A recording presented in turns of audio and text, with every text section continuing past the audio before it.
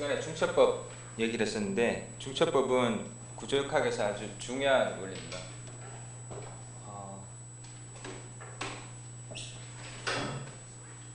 요 예제 9.8 같은 경우에는 이렇게 이쪽이 픽스드고 여기가 롤러로 되어 있습니다. 그래서 중간에 힌지가 없으면 부정전 구조인데, 힌지가 있기 때문에 정전 구조고, 이거를 반력을 구하려면 B점을 중심으로 두 개의 물체를 분리를 하죠. 분리를 해서 보게 되면 여기가 요걸 중심으로 분리를 하면 여기 저쪽으로 나눠서 생각할 수 있습니다. 그래서 힌지는 모멘트는 전달되지 않지만 전단력은 전달되죠. 그래서 전단력을 여기 있는 것처럼 여기 힘 F로 놓고, 요 똑같은 F가 이쪽에서는 위로, 여기는 반대 방향에 힘을 주는 거라고 생각하면 각각 두 개로 분리할 수 있고, 각각은 여기서 요거 같은 경우에는 단순번호 볼 수 있죠. 그러니까 여기 롤러가 있고 여기 힘이 있는데, 요 힘이 우리가 모르는 힘이에요. 그래서 요거를 요런 형태로 요거랑 똑같이 생각할 수 있습니다. 그래서 여기 힘이 작용할 때 요거의 반력이 요 단순보에 여기 얼마 생긴다는 걸 알고 있으니까, 요 힌지에 작용하는 전단력을 요 단순보의 반력으로 생각해서 구할 수 있습니다. 그래서 여기가 비율이 1대2면 여기가 3분의 2가 올 거고, 이게 P면 여기는 3분의 1이 옵니다. 이렇게 되죠. 그래서 나머지 저쪽 두목파죽이 작용하는 데는 요거랑 똑같은 크기의 방향만 반대인 힘이 여기 작용하는 이런 형태로 생각할 수 있습니다. 이렇게 해서 여기 요점 그리고 B점, C점에 작용하는 반력을 다 구해낼 수가 있어요. 그래서 이 문제에서는 힌지에 처진 델타 B와 롤러 지점의 회전각 세타 A를 구하라. 세타 A 하고 여기 델타 B를 구하라. 그래서 이거를 맨 9장에서 나왔던 맨 처음에 했던 방법 있죠. 각각의 모멘트에 관한 각 구간의 모멘트 mx를 구하고, 그거를 두 번 적분해서 처짐을 구할 수도 있습니다. 그러면 식이 6개가 되고, 적분상수가 6개가 되고, 경계조건도 6개, 그렇게 해서 아주 복잡한 문제가 돼요. 복잡한 문제지만 그런 걸 통해서 이 B점의 처짐, A점의 회전각을 구할 수도 있습니다. 네, 그거보다는 여기서 소개하는 중첩법을 사용해서 그렇게 구하는 게 훨씬 더 간편합니다. 일단 이렇게 되어 있으면 처짐의 형태는 이렇게 된다는 걸 알 수 있겠죠. 여기는 단순보랑 같아요. 단순보랑 같으니까 이렇게 쳐질 거고, 여기는 캔틸레버입니다. 그래서 이런 형태의 처짐 곡선이 되는데, 이 점하고 그죠? 이 점하고 이 점의 처짐은 같아야 돼요. 이 점하고 처짐은 같아야 돼요. 그래서 여기가 실제로 단순보랑 똑같은 형태로 반력을 구해낼 수 있지만 단순보는 아니잖아요. 그죠? 단순보는 아니기 때문에 이 점의 변이가 0은 아닙니다. 이 점의 변이는 여기랑 똑같아야 돼요. 그죠? 이 점이 똑같아야 됩니다. 그래서 무슨 얘기냐면, 실제로 이 점은 밑으로 이렇게 처지고, 그래서 부재가 이렇게 기울어진 상태에서 이런 형태의 처짐이 있다, 이런 뜻입니다. 그래서 그걸 생각하면 처짐 곡선은 이렇게 됩니다. 이렇게 되고, 다르게 생각하면 이 지점은 그냥 원래 있는 게 아니고 그냥 밑으로 처지는 거랑 똑같다고 생각하면 돼요. 밑으로 처집니다. 밑으로 처져서 이 처진 곡선 자체가 요 단순보의 처짐하고 같지만, 형태는 같지만 그게 강체 회전이 있어요. 강체 회전. 그래서 여기서 구하는 방법이 강체 회전 부분하고 요 P에 의한 회전 두 개로 나눠서 생각할 수가 있습니다.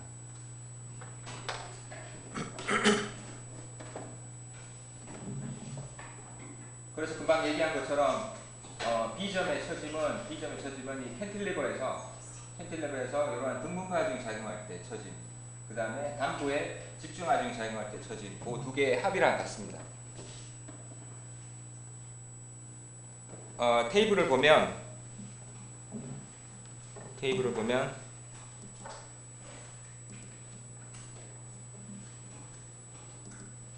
있죠. 캔틸레버의 등분파 중이 작용했을 경우 8EI 분의 QL 4승, 그죠? 8EI QL 4승. 그 다음에 로테이션은 6EI QL 3승입니다.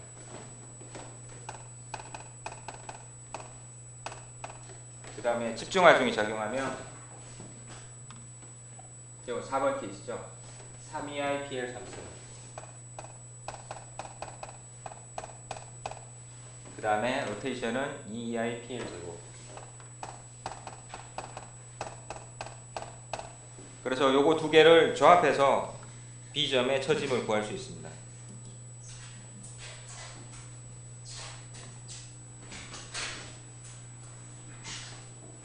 그래서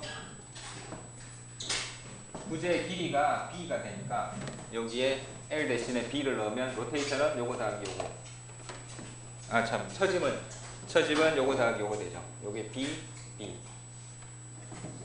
그래서 여기 있는 것처럼 QB 4승 플러스 FB 3승. 밑에 8EI, 3EI 이렇게 있고. 그죠? 8EI, 3EI 이렇게 조합해서 구할 수 있습니다.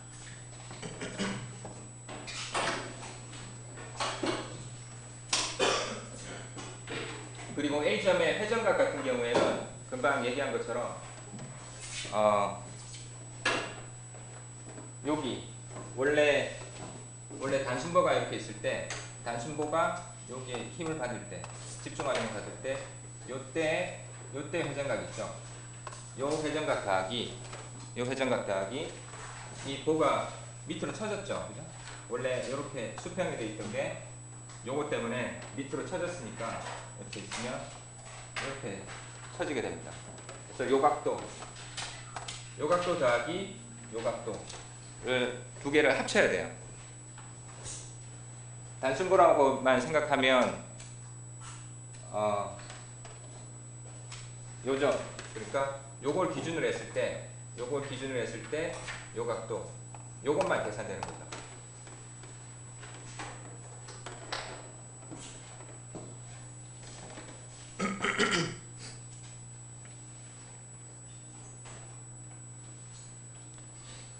그래서 테이블에서 보면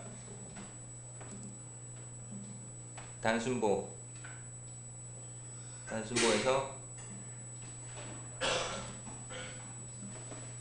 요 케이스예요, 그죠? 요 케이스에서 세타 A에 해당되는 겁니다. 세타 A는 PAB L 플러스 B.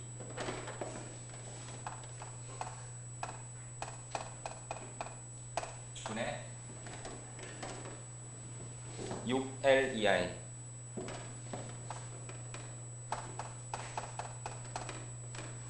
이렇게. 요게 요런 P가 작용했을 때 요 점의 회전각입니다. 그래서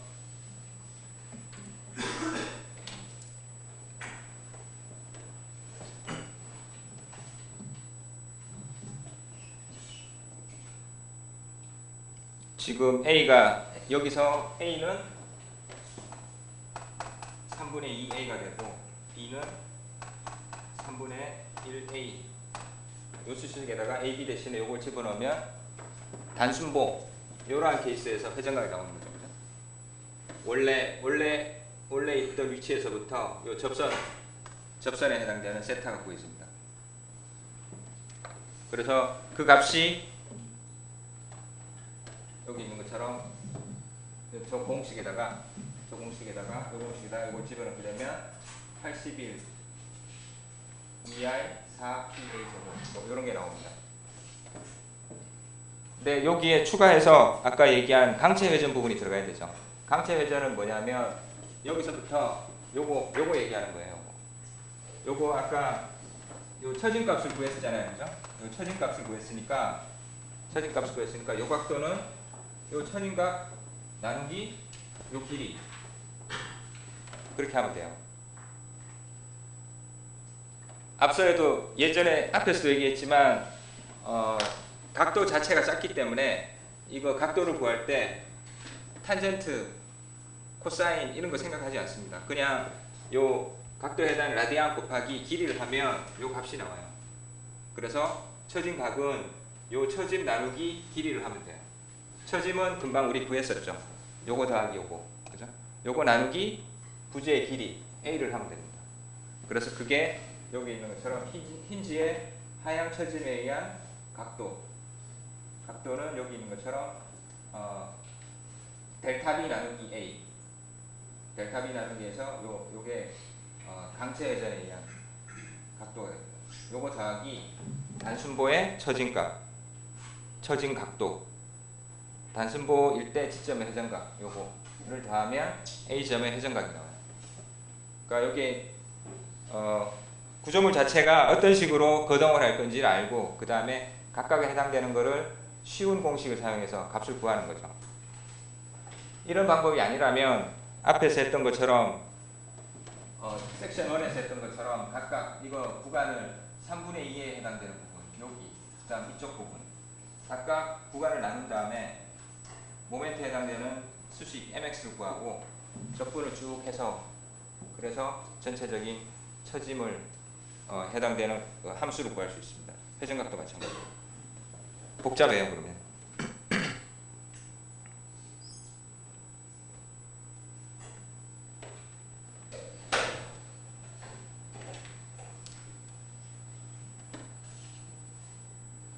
무슨 얘기인지 알겠죠?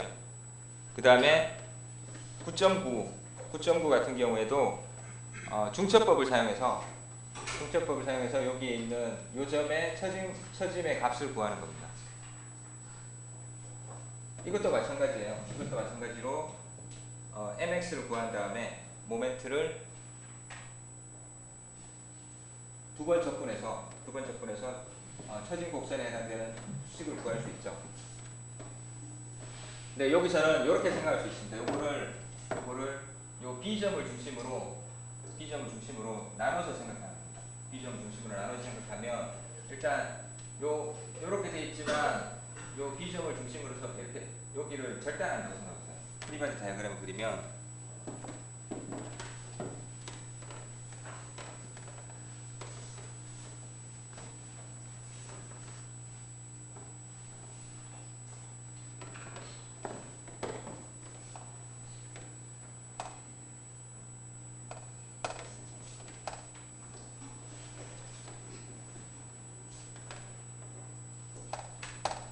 이렇게 되고 여기에 하중이 작용하고 그 다음에 여기 절단면이니까 모멘트가 있어야 되죠, 그죠? 모멘트 이런 모멘트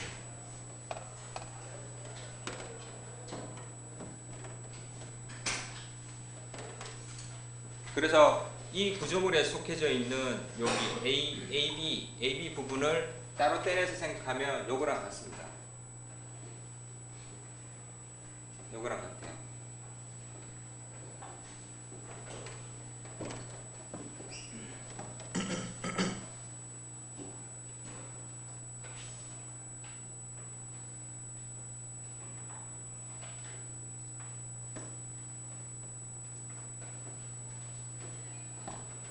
그래서 여기서 보게 되면 이 모멘트 값이 요 길이가 a니까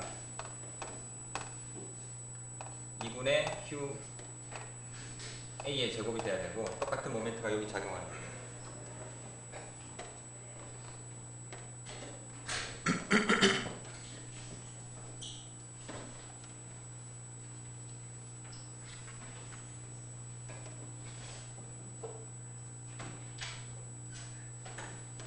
그래서 델타 C를 구하려고 그러면 이쪽 부분을 봐야 되는 거죠. 만약에 이게 픽스드라면 이렇게 해서 이러한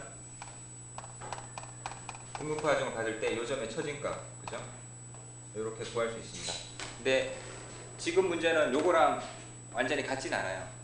아까 얘기한 것처럼 요점이 회전을 해요. 요점이 이렇게 직선으로 이렇게 있는 게 아니고 요점 자체가 이렇게 돌아갑니다. 그래서 여기서도 마찬가지, 아까 이전 문제랑 비슷하게 여기서도 우리가 생각해야 될 거는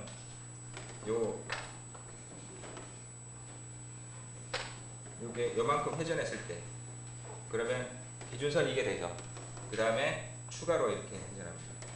그래서 요 값이랑 같아요. 그러니까 두 개의 그 처진 값을 두 개를 중첩시켜서 구하는 거죠.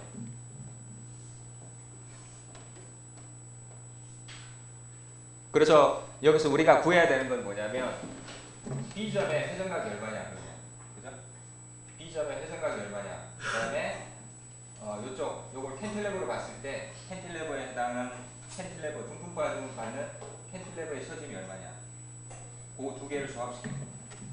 그래서 요 그림에 있는 게 델타 1에 해당되는 거는 B점의 회전에 의한 처진값이에요. B점의 회전에 의한 C점의 처진값. 그 다음에 델타 2는 캔틸레버에 등분파 하중이 작용했을 때의 처진값.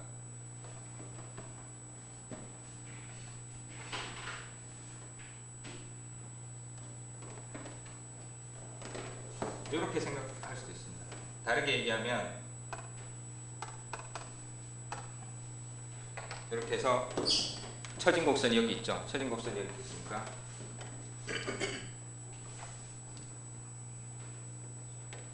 이렇게 된다고 생각하면 요점에 직각이 되는, 원래는 요게 하중을 받지 않았을 때는 이렇게 있었는데 요게 하중을 받아서 요점 자체가 이렇게 회전을 한 겁니다. 이렇게 회전을 했어요. 그래서 이쪽 부분, 요 회전을 했다 그러면 여기에 접선에서부터 이렇게 휘는 거, 요거는 캔틸레버랑 동일하고, 그 다음에 요 부분은 B점의 회전에 의한 강체변입니다. 강체변.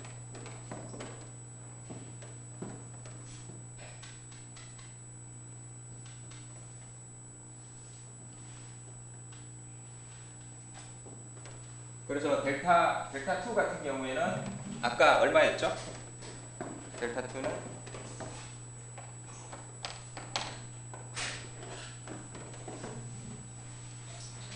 아까 얼마였습니까?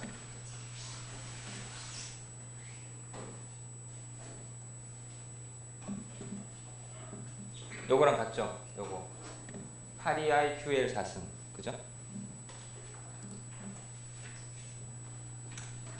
그래서 요 부분은 여기서 여기까지, 요거는 8EI QL이 아니고 A 4승 이렇게 되죠.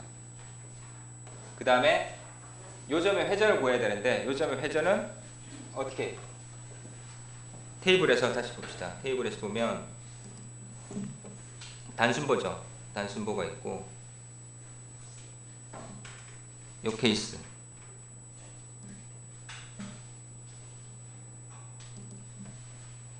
요거에 의한 거, 등분파중에 의한 거, 그 다음에 요 모멘트에 의한 거, 두 개의 합이죠.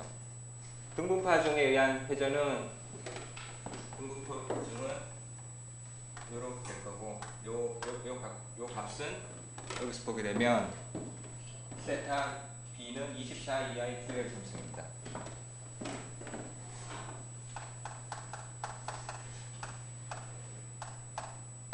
그 다음 이런 단순보에서 이런 모멘트가 작용했어요. 모멘트가 작용했을 때는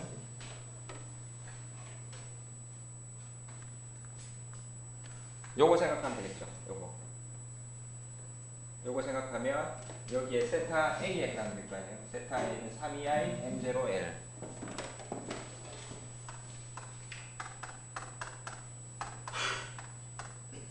그래서 여기서 M0는 아까 얘기한 것처럼 요 캔틸레버에서 요걸 캔틸레버로 봤을 때 그때 발생하는 모멘트랑 같아요. 그래서 QA의 제곱 2L 3EI 이렇게 됩니다. 그게 B점의 로테이션 값이에요.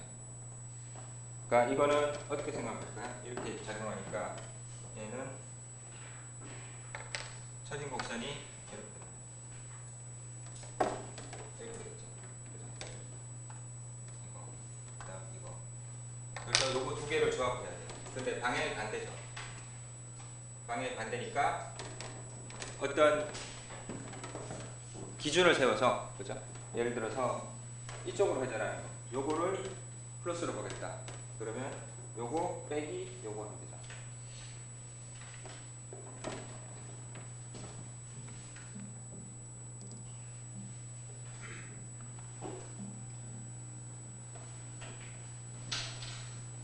그래서 여기 있는 것처럼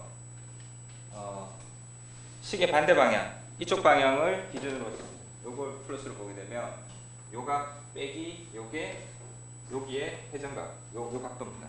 요 각도. 그래서 요 각도 곱하기 요 거리 하면 요 강체 처짐이 나오는 거죠. 그러니까 캔틸레버보에서 아까 얘기한 것처럼 캔틸레버보에서 캔틸레버가 자체가 회전하는 거랑 똑같아요. 캔틸레버 자체가.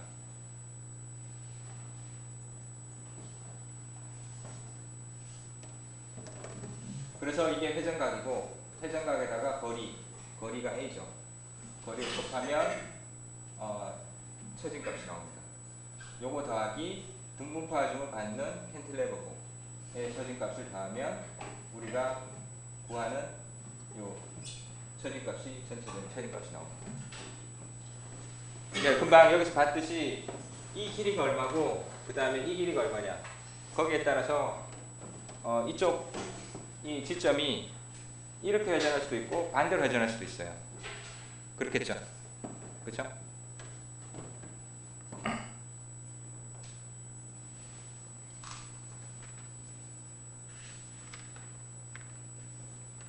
그래서 중첩법은 봐서 알겠지만 복잡한 문제를 좀 간단한 형태의 공식, 우리가 알고 있는 간단한 형태의 그 공식을 사용해서 그걸 좀 이렇게 몇 개를 조합하는 거죠. 조합을 해서 우리가 원하는 답을 찾는 그런 방법입니다.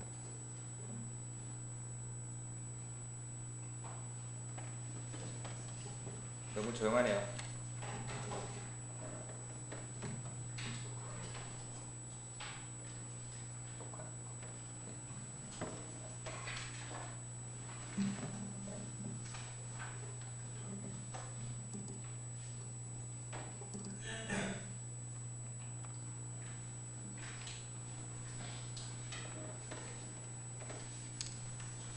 그 다음에 소개하는 게 모멘트 면적법인데 이것도 아주 편리한 방법이에요. 모멘트 면적법. 그래서 적분을 아주 빨리 잘할 수 있으면 적분 두 번 해서 이렇게 구하는 것도 괜찮아요. 근데 모멘트 면적법이 우리가 원하는 답을 구할 때는 좀 더 개념적이고 좀 더 쉬운 방법이라고 생각할 수 있습니다. 모멘트 면적법은 처짐이나 회전각을 구하는 방법입니다. 그러니까 구장에 나오는 방법이니까. 처짐이나 회전각을 구하는 방법인데 우리가 알고 있는 원리 있죠. 우리가 알고 있는 원리가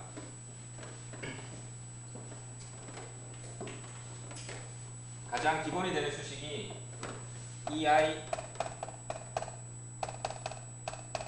이거였죠. 이거였습니다. 그래서 요거는 커버처에 해당되는 거고 요거를 한번 적분하면 세타가 되는 거죠. 그래서 세타는 인테그랄 EI mx 뭐 이렇게 되는 거죠, 그죠? 그래서 dx 붙이면 이렇게 되니까 요거를 이게 상수라 그러면 요거는 우리가 밴딩 모멘트 다이어그램 그릴 수 있잖아요. 그죠?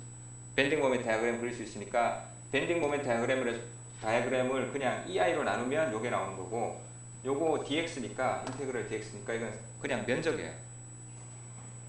그래서 예를 들어서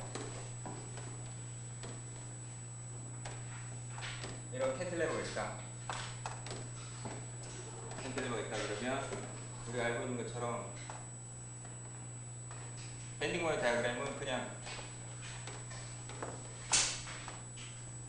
이렇게 될 거죠. 이렇게 됩니다. 그래서 처짐이 이렇게 생길 텐데, 이렇게 처짐이 생길 텐데, 요점의 회전각, 요 세타는 요거의 면적이랑 같아요. 이게 m이라면, 그죠? 그러니까 여기가 p고, 그다음 길이가 l이면 여기가 모멘트 m은 pl이 될 거고, 그죠? 그거를 ei로 나눈 거. ei가 되고, 그 다음에 요거의 면적은 2분의 1 PL EI, 그 다음에 이 길이 L 하면 EEI PL 제곱이 됩니다.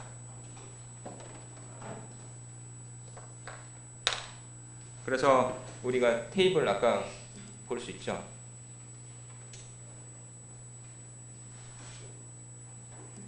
여기서 EEI PL 제곱 아주 간단하게 계산될 수 있어요.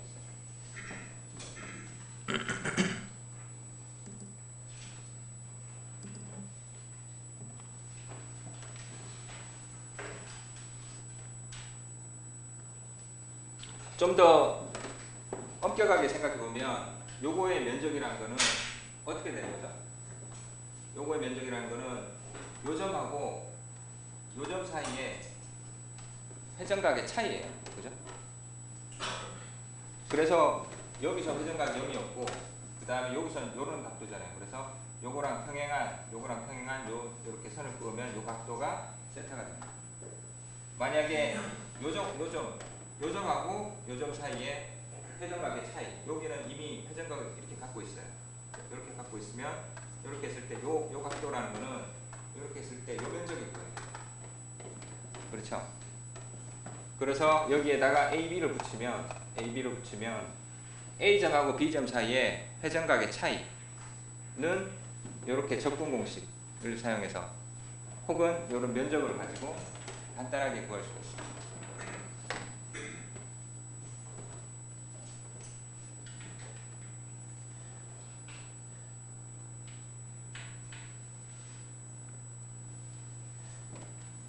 그래서 이게 모멘트 면적법 중에 제1정리라고 합니다. 제1정리는 회전각에 관한 거예요. 회전각에 관한.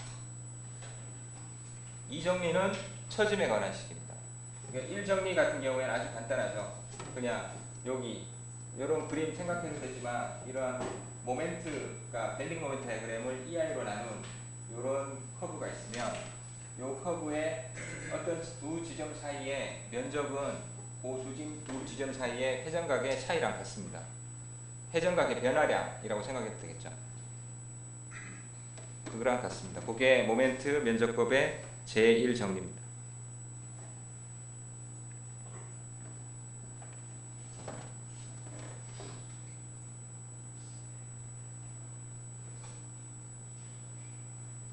문제 없죠? 넘어가도 되죠? 제2정리는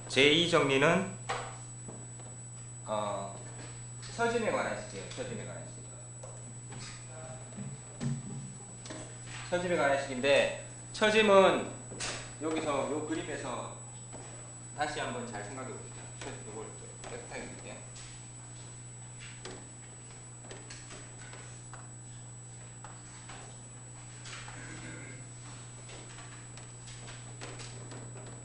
이러한 게 있다. 그러면 처짐이라는 거는 어떻게 생각하면 될까요? 이거를 예를 들어서 이렇게 좀 몇 개의 구간으로 나눠서 생각해 봅시다. 그러면 처짐이라는 거는 여기서 이렇게 접선을 이렇게 그으면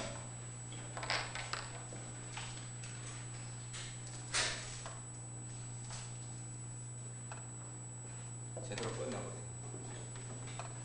이렇게 나눠서 생각하면 처짐 값은 여기서부터 여기까지죠, 그죠? 이렇게 여기서부터 여기까지. 이게 처짐 값인데, 처짐 값은 여기서부터 여기까지의 각도가 있으면 각도가 이렇게 되죠. 그러면 요 세타 곱하기 뭐 요 거리, 그죠? 요거는 요 세타 곱하기 요 거리가 될 거잖아요. 요 거리가 되죠. 이게 요거죠. 그 다음에 두 번째 요거는 요 세타 곱하기 요 거리, 이렇게 될 거예요. 그 다음에 나머지 요것도 세타 곱하기 요거, 요 세타 곱하기 요거, 뭐 요런 형태로 생각할 수 있어요. 그래서 처짐이라는 거는 세타 곱하기 길인데 요 각각의 구간의 길이죠. 여기서부터 여기까지의 거리, 뭐 요런 형태로. 그래서 책에 있는 것처럼 여기 있는 것처럼 이렇게 x1이라는 거,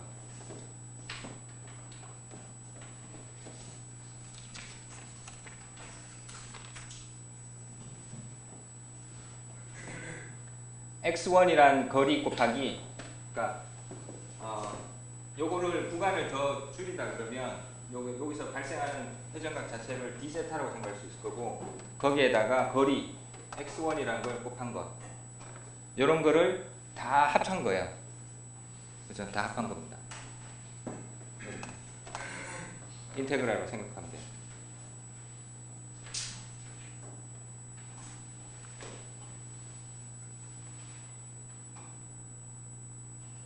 그래서 여기 d세타에 해당되는 거는 단위 길이당의 회전각은 커브처럼 같죠. 그래서 이거는 인테그랄 x1 m ei, 그죠? m dx.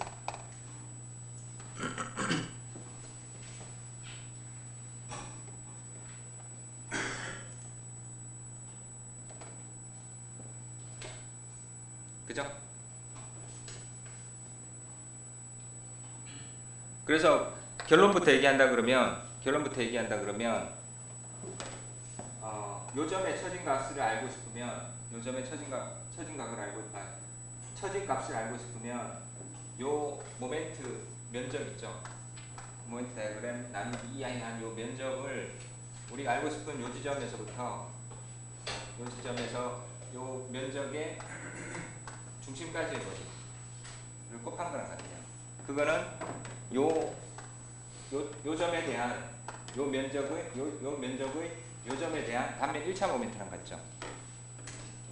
단면 1차 모멘트랑 같습니다. 그래서 이 면적의 단면 1차 모멘트랑 같습니다. 아까랑 마찬가지로 요 점하고 요 점 사이에 발생하는 처진 값입니다. 그거는 요 면적의 단면 1차 모멘트, 단면 1차 모멘트를 면적 곱하기 도심까지 되죠. 그래서 여기랑 똑같이 생각하면 요게 면적이죠. 요거 면적 곱하기 EI PL 제곱 곱하기 요 거리, 도심까지의 거리는 3분의 2L. 그래서 처진값은 3EI 분의 PL 3승이 됩니다. 캔틸레버 같은 경우에 찾아보면 그럴 거예요.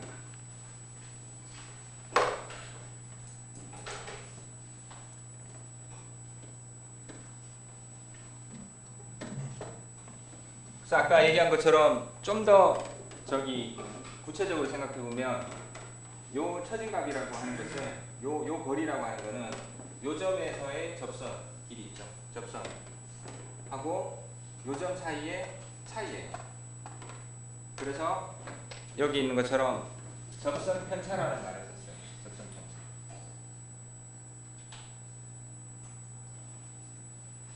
그래서 이 경우에는, 이 캔틸레버 같은 경우에는 A점에서 접선을 끊고 거기서 밑으로 이렇게 B점까지 거리, 요게 접선 편차가 되죠.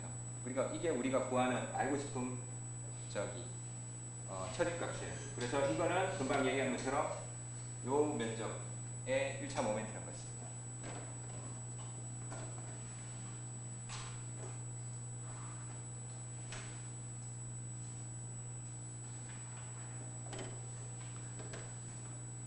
그래서 처짐은 모멘트 면적법에 의해서 처짐은 면적의 1차 모멘트랑 같다 라는 걸 우리가 알게 됐는데 나중에 되면 좀 헷갈릴 거예요. 이게 단면 1차 모멘트라고 그랬는데 요점에 관한 건지 요점에 관한 건지 헷갈릴 거거든요.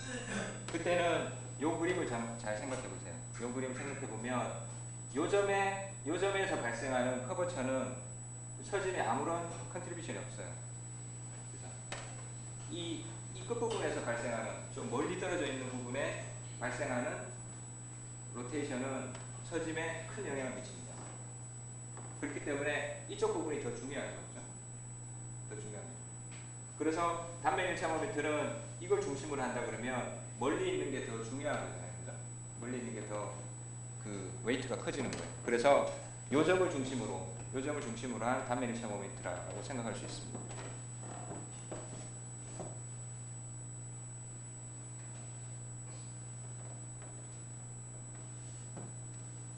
그래서 요 그림은 금방 내가 얘기한 거를 좀 더 일반화한 겁니다. 일반화한 게 여기 M1하고 M2 사이에 M1에서 접선을 긋고 M2에서 접선을 그었을 때 그때 요 거리가 요 사이의 거리 요걸 DT라고 하면 DT는 M1하고 M2 사이에 발생하는 회전각의 차이잖아요. 그죠?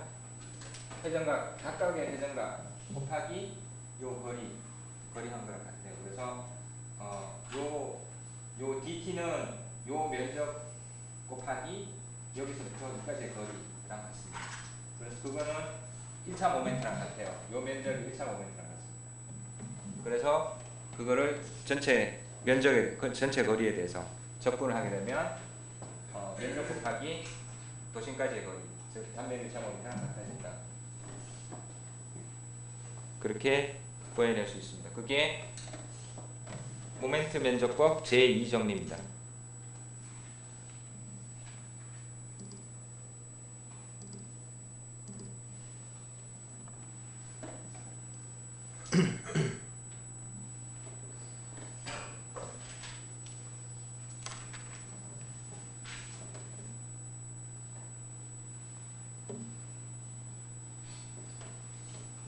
예제 9-10은 금방 한 거예요. 금방 이렇게 한 게 9-10입니다. 캔틸레버 집중화 중을 받는 캔틸레버 빔에서 처진각이랑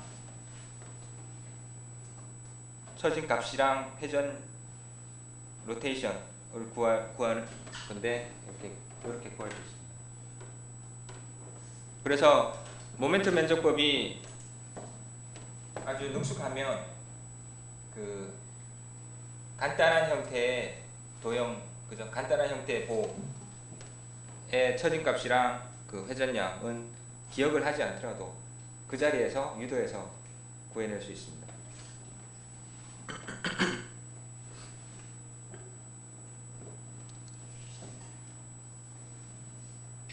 캔틸레버가 제일 간단한데 이런 하중을 받는 캔틸레버를 한번 생각해 봅시다. 그러면 모멘트 면적법을 이용해서 B점의 처짐과 회전을 구하라 이렇게 되어 있습니다. 그러면 문제는 요거에 해당하는 밴딩 모멘트 다이어그램을 구하면 되는 거죠. 밴딩 모멘트 다이어그램을 구하면 됩니다. 밴딩 모멘트 다이어그램은 여기 있는 것처럼 이렇게 하중이 이 부분만 작용하니까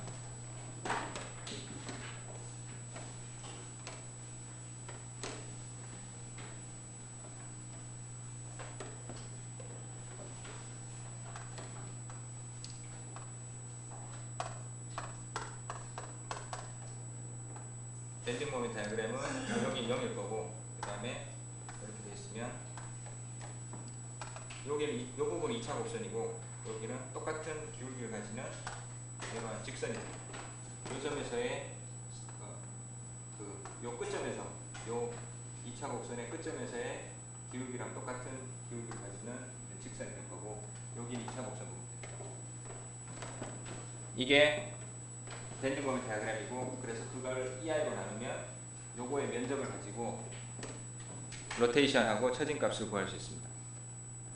그래서 로테이션 같은 경우에 면적이니까 이렇게 그리는 것처럼 이렇게 나누면 요 사각형, 삼각형, 그 다음 요거 2차 곡선 면적이 되는 거죠. 그래서 2분의 1이니까 요거는 요 사각형의 면적 일단 요 값을 알아야 되네, 그죠? 요걸 알아야 되죠.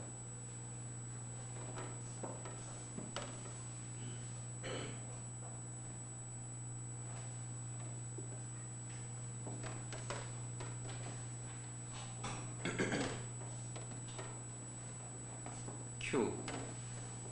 그래서 요거를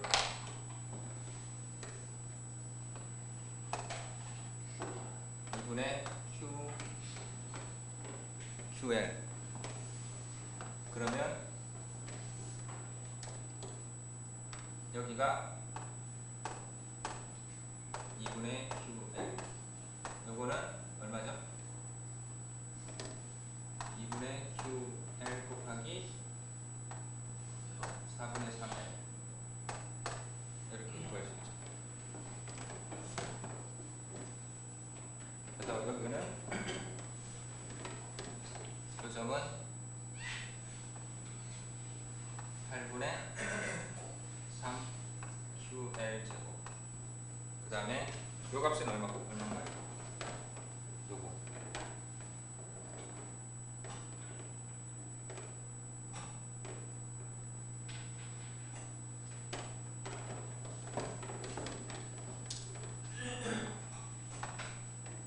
요점은 8분의 3QL 제곱 QL의 2분의 L. 이러면 얼마죠? 8분의 1? 8분의 QL 제곱. 그래서 EI로 갖다 나누면 되죠. EI. 그럼 이게 M 오버 EI의 면적이 됩니다.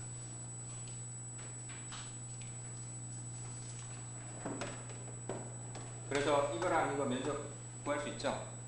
요거 면적 구할 수 있습니다. 요거 면적 같은 경우에는 뒤에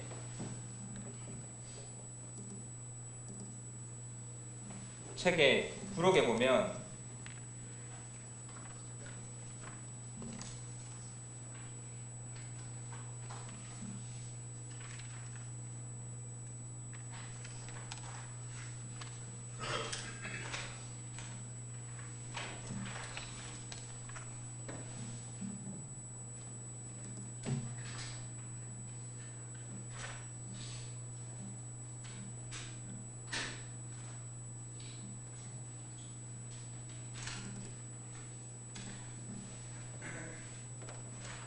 부록 뒤에 있는 거랑 부록 뒤에 있습니다. 부록 뒤에 보면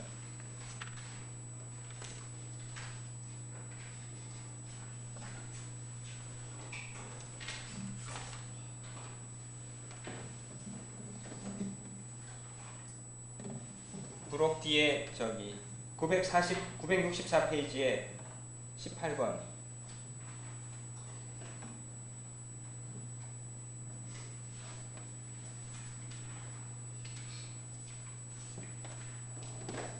(18번에) 나옵니다. 그래서 이러한 2차 곡선일 경우에는 면적은 3분의 BH. 3분의 BH. 그 다음에 여기서부터 도심까지의 거리는 4분의 3. 4분의 3B에는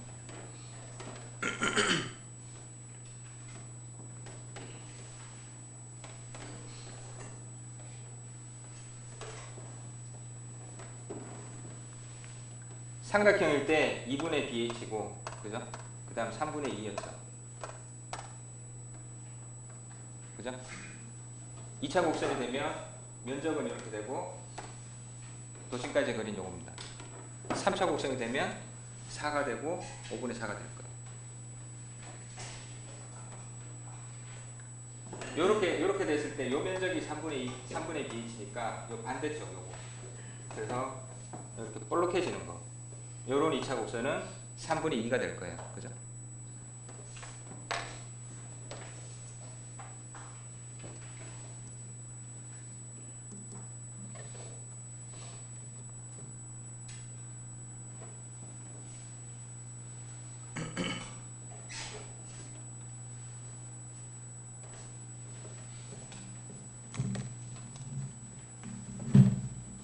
그래서 각각의 경우 요 사각형, 삼각형, 그 다음에 2차 곡선 여기에 해당되는 면적, 도심까지의 거리 각각의 세그멘트의 값을 알고 있으니까 그거를 조합하면 되죠. 요 전체 면적의 단면 1차 모멘트는 x바 곱하기 ai, 그죠? 이렇게 해서 단면 1차 모멘트 구할 수 있습니다. 면적도 구할 수 있고, 그렇게 되면 면적은 회전각 면적 A1, A2, A3 구했습니다. 이거 다 더하면 요게 요 B점의 회전각, 이게 모멘트 면적법의 1정리, 그 다음에 요 도심의 위치 각각 구할 수 있고 면적 알고 있으니까 요거 조합해서 384 2분의 41 9의 416의 요 점의 처진값입니다.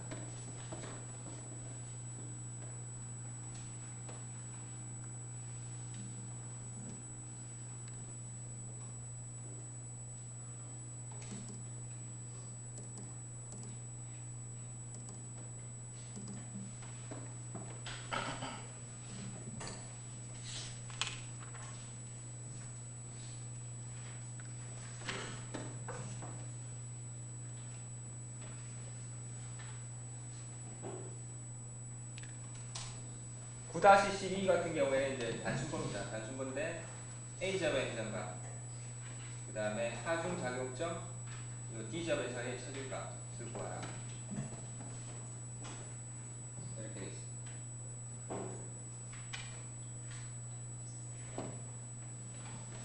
캔틸레버 같은 경우에는 아까 저기 접선이라고 그랬죠. 접선 여기 보면 제2정리가 접선 편차에 관한 접선 편차라고 그랬어요. 처짐을 막바로 구하는 게 아니고 처짐값을 막바로 구하는 게 아니고 접선 편차를 우리가 구할 수 있어요. 그래서 접선 편차라는 걸 알고 있으면 그거를 활용해서 처짐값을 정하면 됩니다. 캔틸레버 같은 경우에는 접선 편차가 요 점하고 요 점 사이의 접선 편차가 곧 요 점의 처짐값이랑 같았습니다. 근데 단순보는 그렇지 않습니다. 그러니까 접선 편차라고 하는 거는 이렇게 있으면 요렇게 접선을 끊고 그 다음에 여기서부터 처진 곡선상의 요점까지의 거리가 접선 편차예요.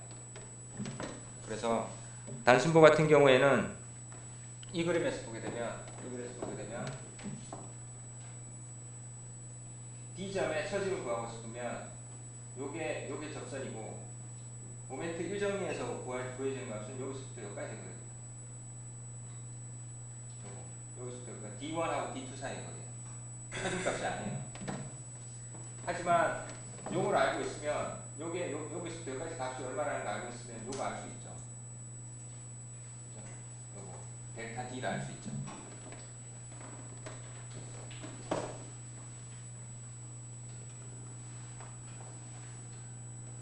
그래서 여기서 보면 요거를 우리가 구할 수 있으니까 모멘트 이정리를 통해서 요 T D/A 요게 접선 편차고 이 정리를 통해서 요 값을 알고 있으니까 요걸 알면 델타 D를 구해낼 수 있습니다.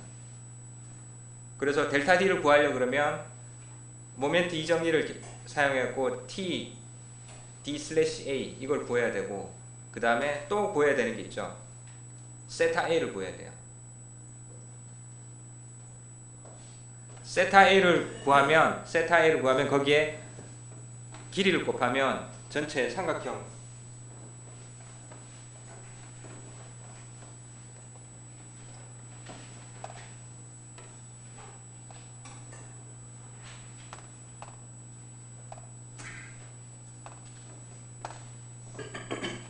요 세타 A 곱하기 요 거리를 하게 되면 이거 전체 길이가 나오죠.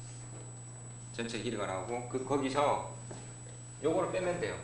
요걸 빼면 요게 나오는 거죠.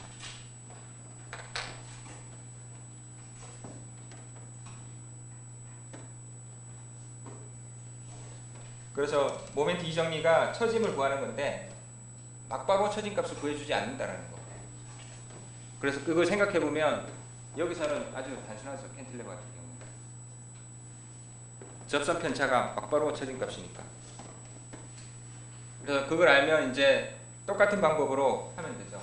이러한 집중 과정을 받으니까 모멘트는 이렇게 생겼습니다. 이렇게 생겼고 그거를 EI로 나누면 이렇게 되고 삼각형 두 개로 이루어진 면적이고 그 다음에 세타 A를 구하려고 그러면 어떻게 하죠?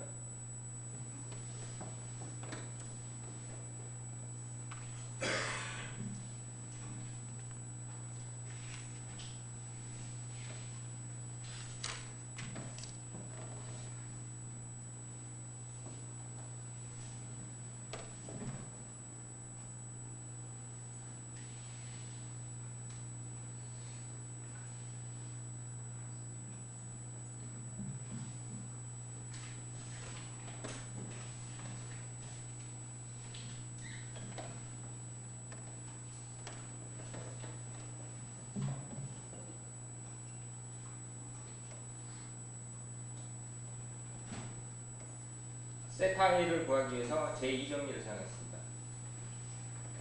세타 A는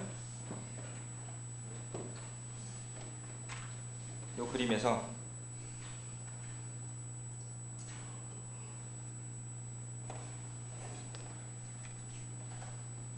세타 A는 이 그림에서 요거 나누기 전체 길이입니다. 요거 나누기 전체 길이.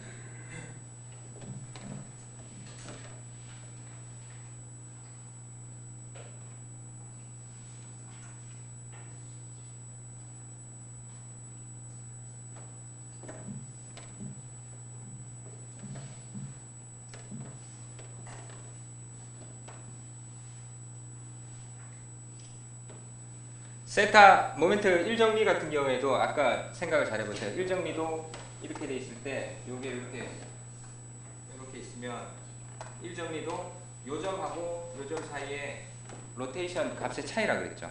로테이션 값의 차이라 그랬습니다. 그러면 이 단순보 같은 경우에는 이렇게 있으면 기준이 되는 선이 있어야 돼요. 요 값을 알려고 그러면 이걸 알아야 되죠. 그죠? 그러면 어느 지점에선가 처진값이 0이 되는 그런 지점을 우리가 알고 있으면 여기에 해당되는 요 면적, 예를 들어서 여기가 최대 처짐이 되는 발생할 지점이다. 그러면 모멘트가 그래서 여기에 해당되는 그러면 요 면적 있죠. 요 면적이 요 각도, 요 지점의 각도하고 요 지점의 각도 차이입니다. 그래서 1정리를 사용해서 그냥 구할 수 있어요. 그렇죠. 근데 지금은 그렇진 않아요. 그죠? 그렇지 않습니다. 그래서 세타 A를 구하기 위해서 2정리, 모멘트 2정리 아까 접선 편차라고 했죠. 접선 편차로 생각하면 이렇게 했을 때 요거 여기까지가 접선 편차예요. 그러면 전체 면적의 요 점에 대한 단면 1차 모멘트가 이거랑 같은 거죠. 그러면 요 값 나누기 요 거리 한 개 요 세타입니다.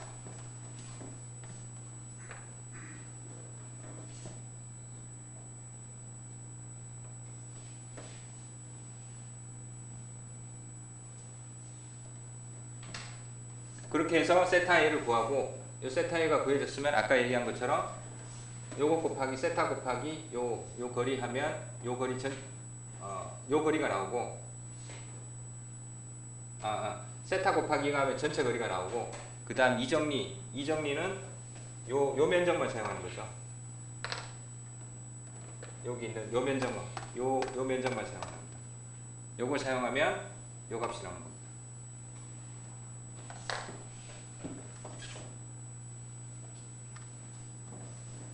이게 만약에 하중이 임의 지점이 아니고 가운데라면 가운데에서 작용했다 그러면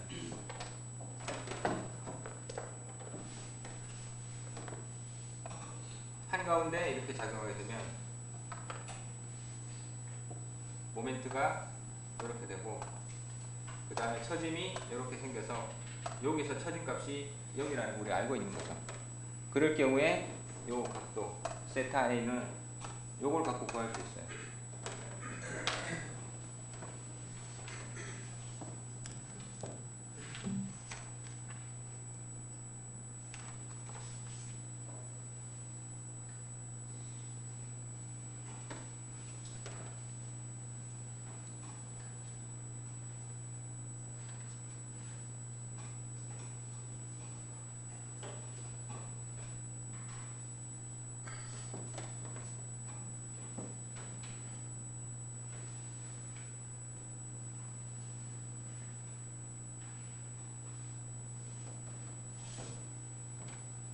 그래서 요 그림이 그걸 설명해 줍니다. 이 정리를 사용해서 TBA, TB/A를 구하기 위해서 요거 전체 삼각형, 그 다음에 전체 삼각형의 도심의 위치.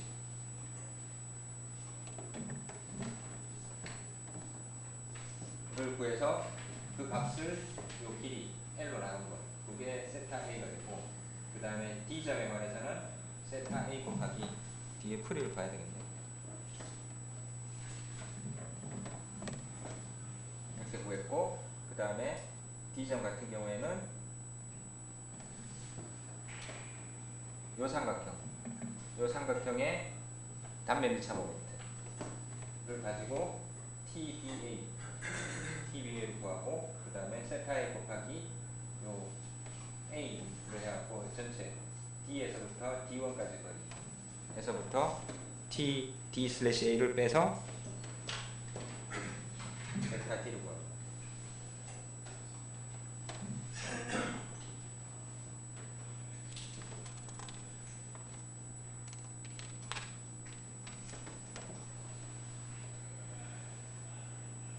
그래서 캔틸레버가 아닌 경우에는 조금 생각을 해야 돼요. 그죠? 조금 생각을 해야 되지만 그렇게 어렵지는 않습니다.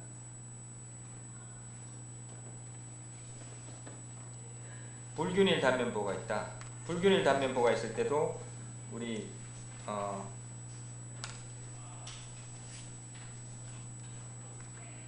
똑같은 방법으로 할 수 있는데, 불균일 단면보는 뭐 이런 겁니다. 보가 단면이 이렇게 있으면 모멘트가 가운데 부분은 모멘트가 크죠. 가운데 부분은 모멘트가 크니까 이 부분만 단면을 더 보강한 겁니다. 그래서 이러한 상단이라 그러면 여기다가 이런 그 추가적인 부재를 플랜지 부분에 덧붙여갖고 이 부분은 I 값이 더 커지도록 그렇게 만든 거죠. 그래서 이런 거를 커버 플레이트, 플랜지에 붙이는 커버 플레이트를 붙이면 면적이 더 늘어나니까. 물론 요거랑 요거 사이에는 앞에서 우리가 생각한 것처럼 면내 전단을 저항하기 위해서 뭔가 부착을 시켜줄 수 있는 볼팅을 한다거나 용접을 한다거나 그렇게 해야지 되겠죠. 그래야지 면내 전단력이 전달돼서 합성 완전 단일한 보처럼 그렇게 거동을 합니다. 그냥 얹어놓기만 하면 안 되죠. 그 다음에 이러한 테이퍼빔이라고, 여기는 춤이 낮고 여기 춤이 크죠.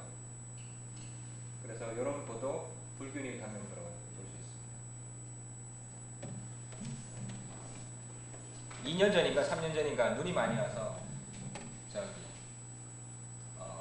건물이 하나 무너졌죠, 그죠? 그래서 뉴스 봐서 기억할지 모르겠는데 그때 PEB 구조라고 있습니다. PEB 구조라고 하는 게 이런 형태로 그 공장에서 나오는 형광은 사이즈가 균일한데 이렇게 하면은 모멘트가 많이 가해지는 부분은 이렇게 춤을 느리면 되고, 아닌 부분은 이렇게 줄이면 되니까 재료 자체는 줄일 수 있겠죠. 그래서 요거 같은 경우에는 판 같은 거를 위에 달아놓고 용접을 쭉 해야 됩니다. 하여튼 저런 형태로 구조물을 만드는 걸 PEB 구조라고 그러는데, 그때 눈이 많이 와서 PEB 구조로 된 구조물이 이렇게 주저앉아서 문제가 되는 거겠죠.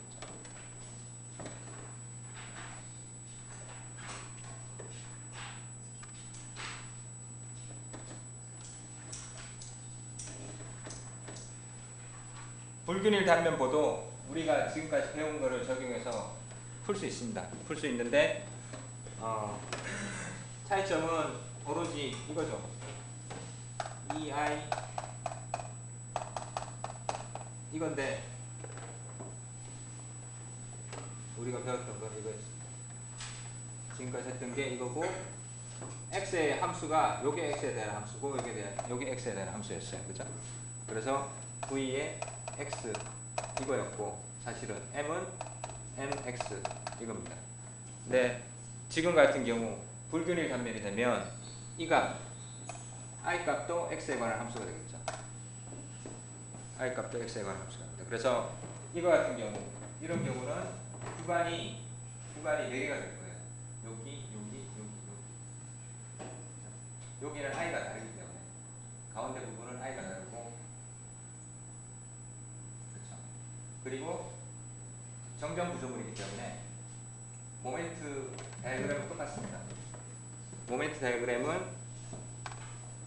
이렇게 해서 이렇게 똑같지만 모멘트 면적법으로 생각하면 어떻게 되죠?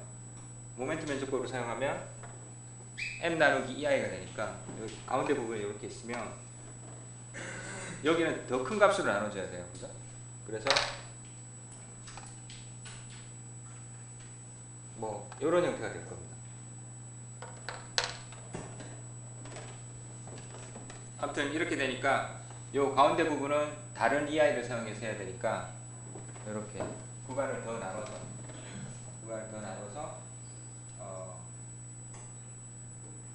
접근을 해주면 됩니다. 수식이 더 많아지니까 경계 조건도 더 필요한데, 경계 조건은 우리가 뭐 생각할 수 있는 거 다 쓰면 돼요. 요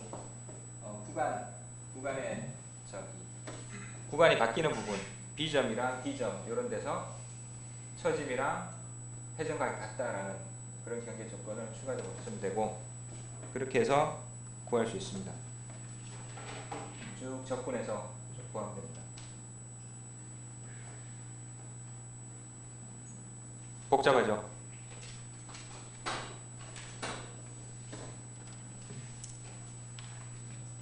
혹은 금방 얘기한 것처럼 이런 형태로 모멘트 면적법으로 바꿔서 푸는 게 더 편할지도 몰라요. 아무튼 불균일 단면 보일 경우에도 우리가 배웠던 걸 적용해서 충분히 풀이를 해낼 수 있습니다.